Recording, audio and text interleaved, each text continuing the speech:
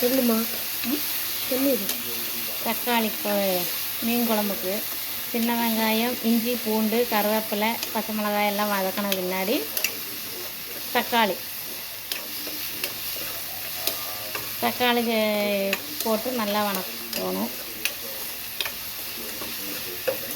ஒரு லேசு உப்பு, முதல்லையே நம்ம உப்பு போட்டிருக்குறோம், அதனால் இப்போ கொஞ்சோண்டு உப்பு.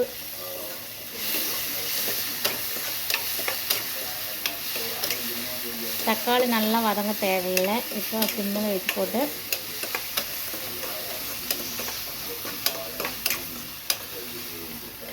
ஒரு ஸ்பூனு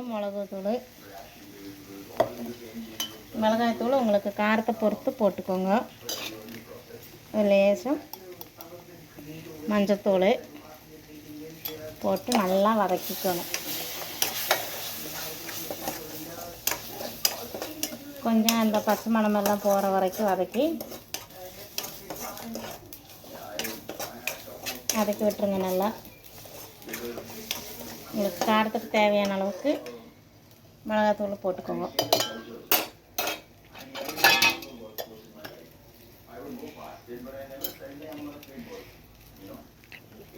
ஒரு ஸ்பூனு மல்லித்தூள்,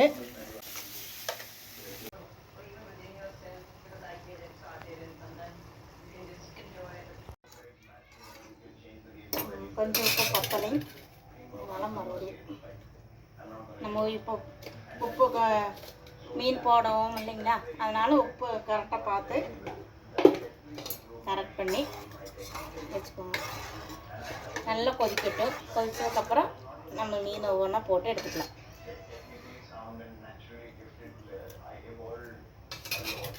விட்டு நல்லா கொதிச்ச பின்னாடி ஃபஸ்ட்டு தேங்காய் பால் எடுத்து வச்சோம் இல்லைங்களா, அதனோட ரெண்டாம் பால் பூரா ஊற்றிக்கலாம். ஊற்றி இன்னும் கொஞ்சம் தண்ணியை விட்டு எடுத்துக்கலாம்.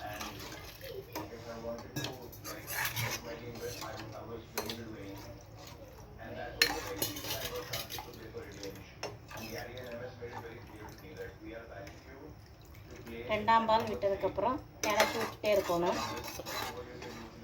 சூடாகிற வரைக்கும் கொஞ்சம் இறக்கி விட்டுறணும்.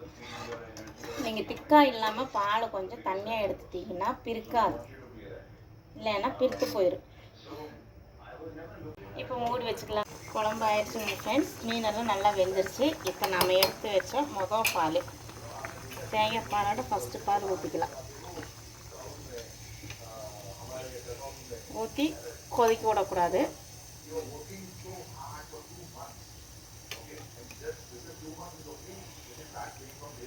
லைட்டாக சட்டியை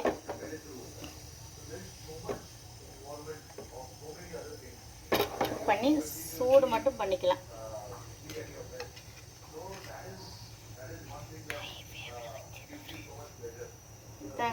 கேரளா ஸ்டைல் தேங்காய் பால் மீன் கறி. அரிசியில் பச்சை கருவேப்பிலை போட்டுட்டு மூடி வச்சிங்கன்னா மீன் கறி ரெடி.